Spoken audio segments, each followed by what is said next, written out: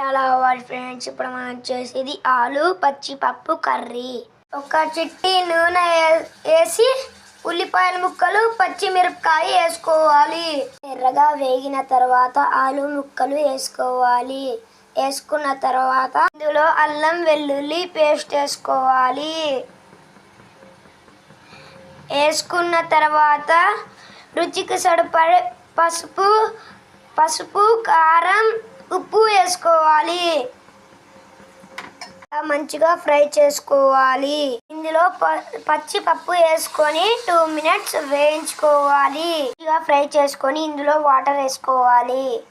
వేసుకున్న తర్వాత మంచిగా ఉడికించుకొని చివరగా కొత్తిమీర, ధనియా, పుదీనా, గరం మసాలా వేసుకోవాలి. నూనె పైకి వచ్చిన తర్వాత స్టవ్ ఆఫ్ చేసుకోవాలి. రెడీ టేస్టీ ఆలు పచ్చి పప్పు కర్రీ. ఈ వీడియో నచ్చినైతే లైక్ చేయండి, షేర్ చేయండి, సబ్స్క్రైబ్ చేయండి. Thank you for watching.